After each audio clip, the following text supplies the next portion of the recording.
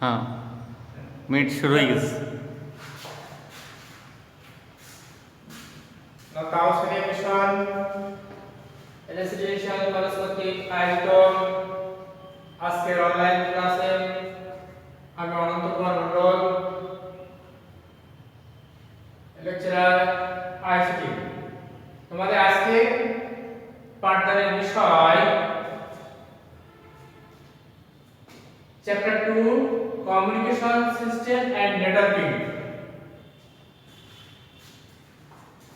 তাহলে আমরা আজকে জানবো যে কমিউনিকেশন সিস্টেমটা কি। ঠিক আছে, এই বিষয় সম্পর্কে আমাদের একটু জানতে হবে।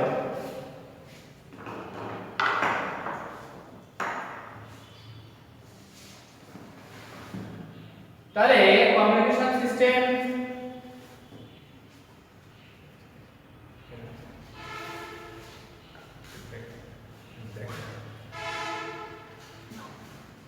তাহলে কমিউনিকেশন সিস্টেমটা কি আমাদের একটু জানতে হবে। তাহলে যে পদ্ধতির মাধ্যমে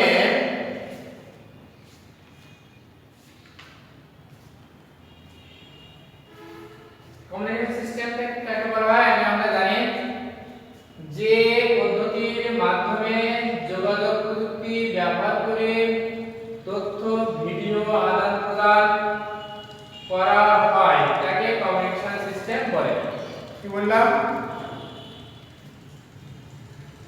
যে পদ্ধতির মাধ্যমে যোগাযোগ প্রযুক্তি ব্যবহার করে তথ্য ভিডিও আদান প্রদান করা হয় তাকে কমিউনিকেশন সিস্টেম বলা হয়। উদাহরণ দেখো, কম্পিউটার, মডেম, ট্রান্সমিটার, রিসিভার ইত্যাদি, এগুলো আছে সবই হচ্ছে কমিউনিকেশন সিস্টেম। তাহলে আমরা এবার জানবো যে কমিউনিকেশন ধারণাটা কিভাবে আসলো।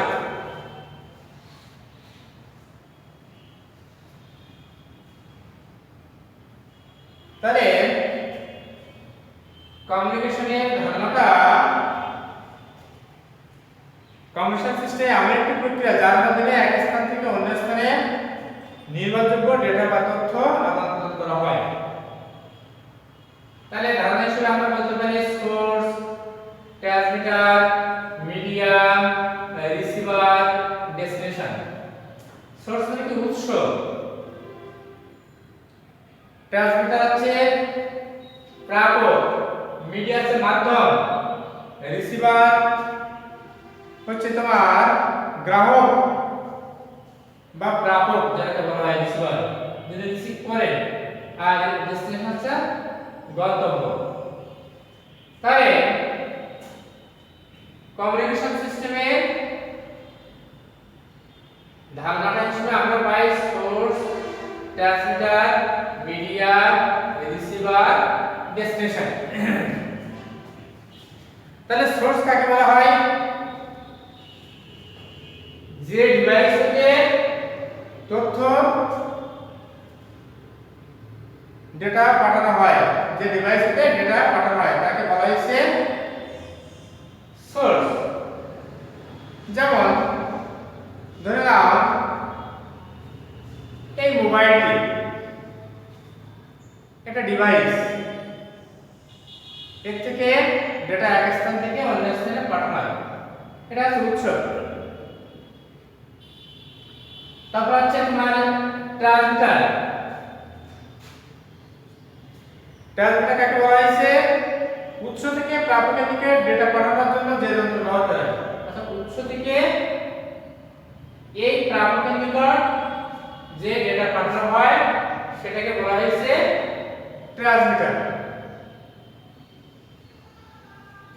এটাকে বলা হয়েছে ট্রান্সমিটার। তাহলে উৎস থেকে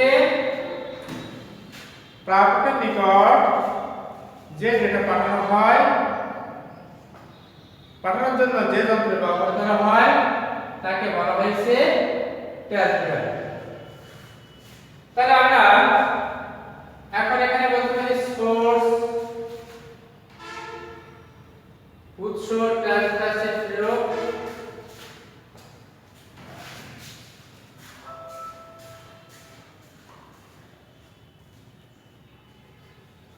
এবার আসবো আমরা মিডিয়া মাধ্যম, যার মাধ্যমে ডেটা সমূহ এক স্থান থেকে অন্য স্থানে বলা হয়েছে, যার মাধ্যমে ডেটা সমূহ এক স্থান থেকে অন্য স্থানে অথবা এক কম্পিউটার থেকে অন্য কম্পিউটারে স্থানান্তর করা হয়। বলা হয়েছে যার মাধ্যমে ডেটা সমূহ এক স্থান থেকে অন্য স্থানে অথবা এক কম্পিউটার থেকে অন্য স্থানে পাঠানো হয়, সেটাকে বলা হয়েছে তোমার মিডিয়া। যেমন আমরা বলতে পারি cable, public line, public telephone line, radio wave, microwave, satellite, এগুলো সবই আছে তোমার মিডিয়া। এবার আছে রিসিভার, এটাকে বলা হয়েছে প্রাপক, যিনি পাবেন, গ্রাহক বা প্রাপক, যে যন্ত্র ডেটা গ্রহণ করে। রিসিভারটা কি? যে যন্ত্র ডেটা গ্রহণ করে সেটাকে বলা হয়েছে রিসিভার। এবার 5 নম্বর কি বলছে? ডেস্টিনেশন, অর্থাৎ গন্তব্য। উৎসতে যে কম্পিউটারের উদ্দেশ্যে ডেটা পাঠানো হয়, বলা হয়েছে এই উৎস থেকে যে কম্পিউটারের উদ্দেশ্যে ডেটা পাঠানো হয় সেটাকে বলা হয়েছে ডেস্টিনেশন বা গন্তব্য। এটাকে বলা হয়েছে ডেস্টিনেশন বা গন্তব্য। এবার আমরা এই ডেটা কমিউনিকেশনের কয় প্রকার হতে পারে। ডেটা কমিউনিকেশন সাধারণত 2 প্রকার, এক আছে ডেটা প্রসেসিং, 2 আছে ডেটা ট্রান্সমিশন। কি বললাম? ডেটা কমিউনিকেশন 2 প্রকার, একটা আছে ডেটা প্রসেসিং, 2 আছে ডেটা ট্রান্সমিশন। তাহলে ডেটা কমিউনিকেশন সাথে দুটি অংশে ভাগ করা হয়েছে। সেটা তো তোমাদের বললাম, তারপর ডাটা প্রসেসিং আর ডাটা ট্রান্সমিশন। এবার ডাটা প্রসেসিংটা কি এটা আমাদের জানতে হবে। তাহলে কম্পিউটারকে ডেটা প্রসেসিং ডিভাইস বলা হয়। বলা হয়েছে আমরা যে কম্পিউটার ব্যবহার করি এটাকে কম্পিউটারের ডেটা প্রসেসিং ডিভাইস বলা হয়। আর ডেটা ট্রান্সমিশনটা কি জানেন? ডেটা ট্রান্সমিশন হচ্ছে কম্পিউটার কর্তৃক প্রদানকৃত ডেটা এক স্থান থেকে অন্য স্থানে পৌঁছানোর পদ্ধতি। তাহলে দেখো, ডেটা প্রসেসিং বলেছিলাম যে কম্পিউটারকে ডেটা প্রসেসিং ডিভাইস বলা হয়, আর কম্পিউটার কর্তৃক যে ডেটা প্রদান করা হয়, প্রদানকৃত ডেটা এক স্থান থেকে অন্য স্থানে পৌঁছানোর যে প্রক্রিয়া বা পদ্ধতি সেটিকে বলা হয়েছে তোমার ডেটা ট্রান্সমিশন। এটাকে বলা হয়েছে ডেটা ট্রান্সমিশন।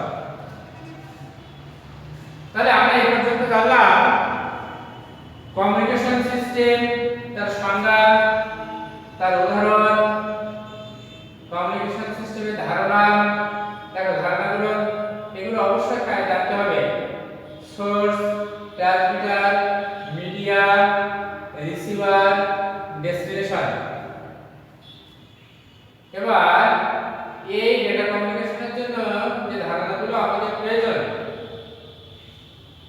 সেগুলো সম্পর্কে আমরা জানলাম, তার সংজ্ঞা। উদাহরণ হিসেবে আমরা বলেছিলাম এখানে দেখো দেওয়া আছে।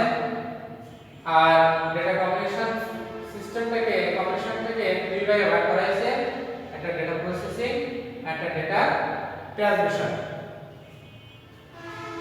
তাহলে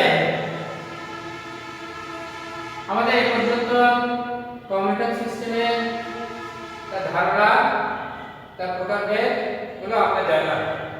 এবার আসবো ব্যান্ডউইথ। দেখো একটা খুব গুরুত্বপূর্ণ জিনিস বা গুরুত্বপূর্ণ বিষয়, যেটা আমরা দৈনন্দিন জীবনে ব্যবহার করে থাকি, যেমন কম্পিউটার বলো, তোমার মোবাইল বলো ইত্যাদি ক্ষেত্রে আমাদের এই ব্যাটারিগুলো আমরা ব্যবহার করে থাকি। তাহলে ব্যাটারি কাকে বলা হয়? এক স্থান থেকে অন্য স্থানে ডেটা স্থানান্তরের হারকে ডেটা ট্রানজিশন স্পিড বা ব্যান্ড স্পিড বা ব্যান্ডউইথ। ব্যান্ডউইথ যাকে বলা হয়েছে, ব্যান্ড স্পিড যাকে বলা হয়, স্পিড যাকে বলা হচ্ছে, ডেটা ট্রানজিশন স্পিড যাকে বলা হয়। তাহলে ব্যান্ডউইথ কি? এক স্থান থেকে অন্য স্থানে ডেটা স্থানান্তরের হারকে ডেটা ট্রানজিশন স্পিড বা ব্যান্ড স্পিড বা ব্যান্ডউইথ বলা হয়। আচ্ছা, আমি সংখ্যাটা এইভাবে না দিয়ে যদি অন্যভাবে বলি, প্রতি সেকেন্ডে যে পরিমাণ ডেটা ট্রান্সমিট করা হয়, কি বললাম? প্রতি সেকেন্ডে যে পরিমাণ বিট ট্রান্সমিট করা হয় সেটাকে বলা হয়েছিল ব্যান্ডউইথ বা ব্যান্ড স্পিড বা ডেটা ট্রানজিশন স্পিড। এটা আমরা এই সংখ্যাটাও বলতে পারি। সাধারণত ডেটা ট্রানজিশন স্পিডের উপর ভিত্তি করে ডেটা কম্প্রেশনে কে ব্যান্ডউইথকে তিন ভাগে ভাগ করা হয়। কি বলা হয়েছে?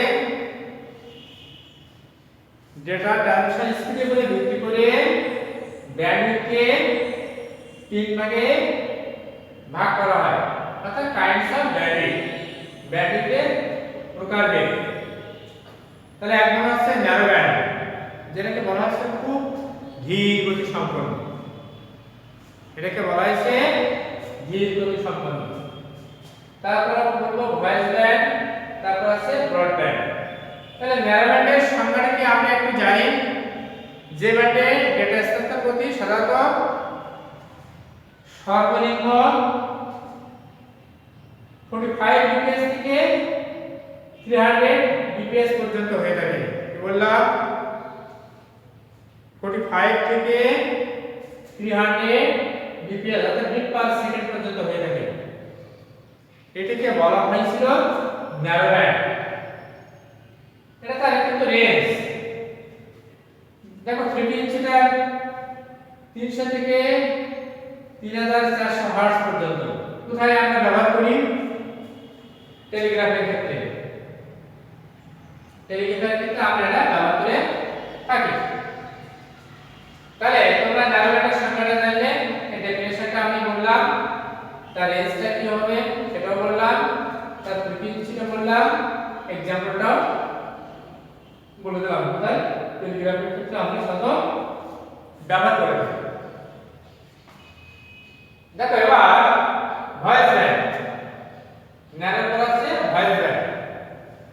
এই ভয়েস ব্যান্ড হচ্ছে দেখো যে ব্যান্ডে ডেটা স্থানান্তর গতি,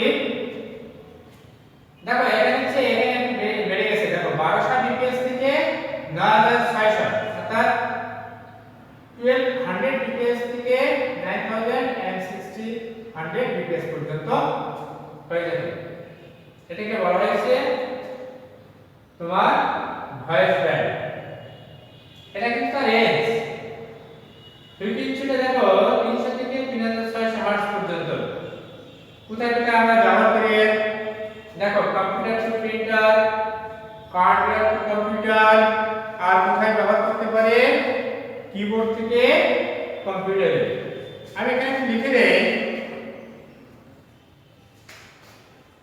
কিবোর্ড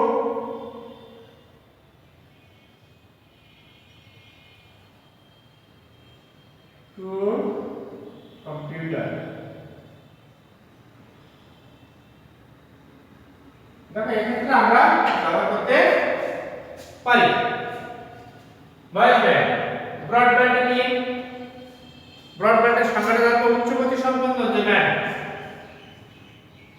সবচেয়ে হাই স্পিড যে ব্যান্ডটি কাজ করে সেটাকে বলা হয়েছে ব্রডব্যান্ড। তাহলে উচ্চ গতি সম্পন্ন যে ব্যান্ডের ডেটা স্থানান্তর গতি সাধারণত সর্বনিম্ন 1 mbps অর্থাৎ মেগা বিট পার সেকেন্ড থেকে জিবিপিএস ও তার অধিক অর্থাৎ গিগাবিট পার সেকেন্ড। কি বললাম?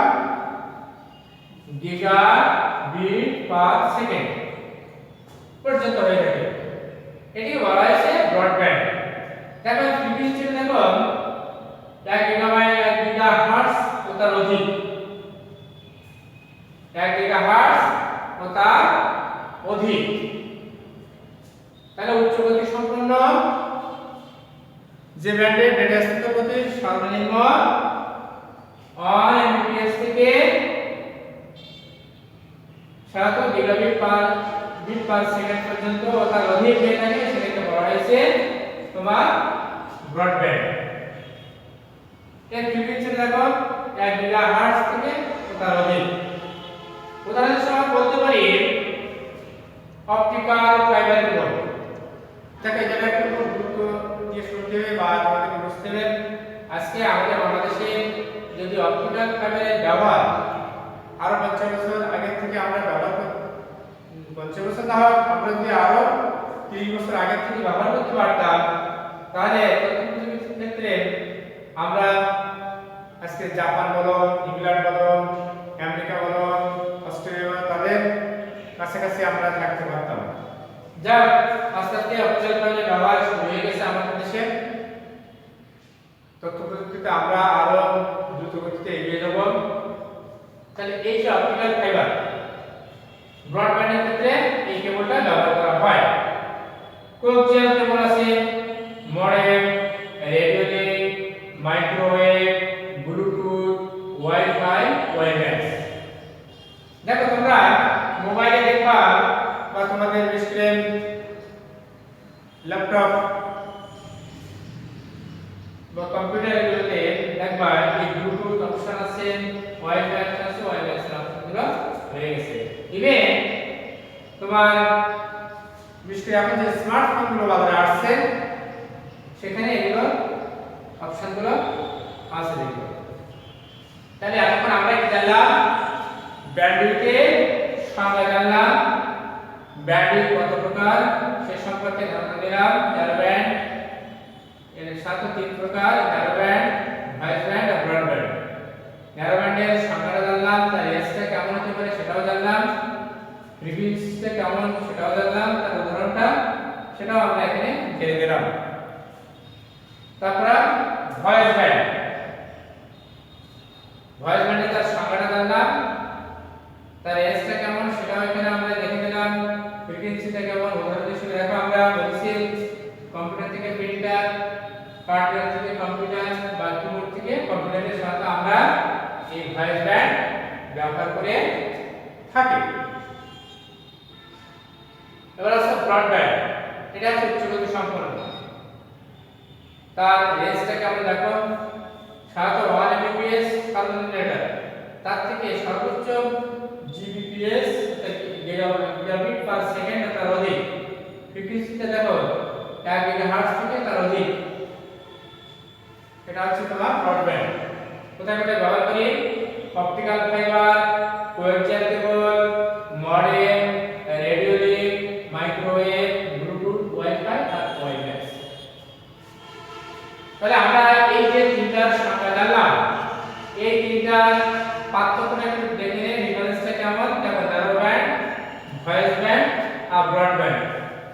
এখানে আমি যে বিষয়গুলো লিখেছি সেইগুলো এখানে দেখো একটু তালিকা করে আমি দেখাইছি।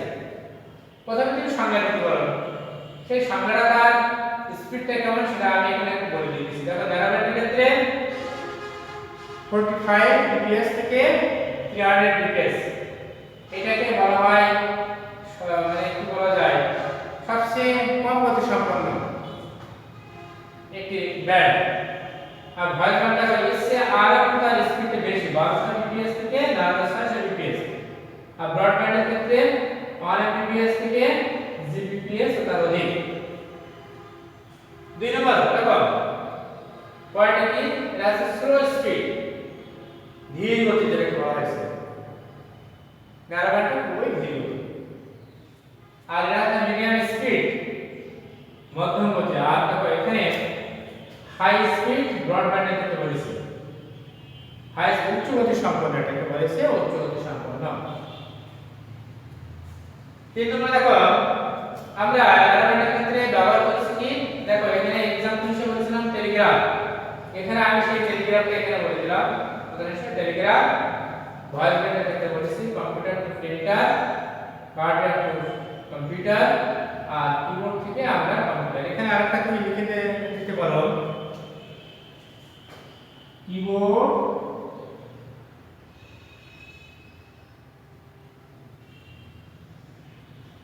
টু কম্পিউটার আর অপটিক্যাল ফাইবারে দেখো আমি এখানে যে উদাহরণগুলো দিয়েছিলাম সেখানে উদাহরণগুলো আবার এখানে বলছি optical fibre cable modem radio link microwave Bluetooth তাহলে আমরা আজকে যে বিষয়গুলো আমরা জানলাম প্রথমে জেনেছি কমিউনিকেশন সিস্টেম সংজ্ঞা তার উদাহরণ তারপর কমিউনিকেশন সিস্টেমের ধারণা তারপর আমরা জেনেছি ডেটা কমিউনিকেশন সিস্টেমের ধারণা তার সংজ্ঞাটা কি সেটাও বলেছি উদাহরণ হিসেবে কি কি ব্যবহার করা হয় telephone line microwave optical fibre cable wireless connection ইত্যাদি আর তারপরে আমরা যে বিষয়টা জানলাম যে এই ডেটা কমিউনিকেশন এটা কয় ভাগে ভাগ করা গেছে দেখো 3 ভাগে data processing data transmission data processing data transmission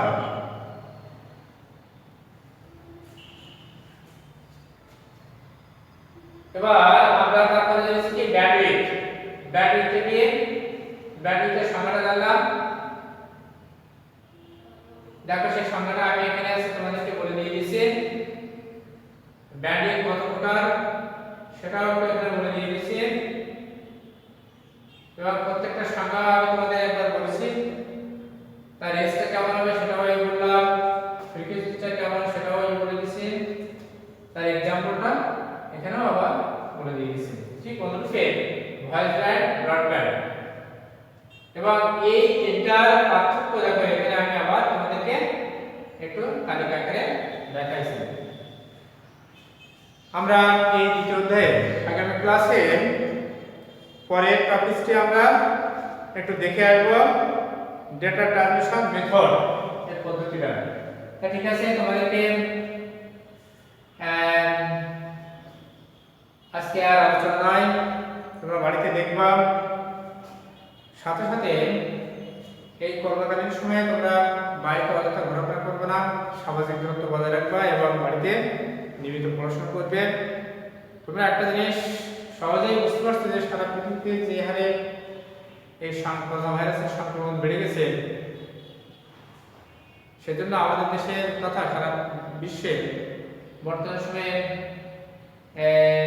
বিশেষ করে স্কুল কলেজ বিশ্ববিদ্যালয় সবই কিন্তু বন্ধ রাখা হয়েছে কারণটা হচ্ছে এর প্রতিকার পেতে হলে আমাদেরকে জনসমাগম এড়াতে হবে তা ঠিক আছে সকলে ভালো থাকো সকলের সুস্বাস্থ্য কামনা করে আজকের মতন এখানে শেষ করছি ধন্যবাদ সকলকে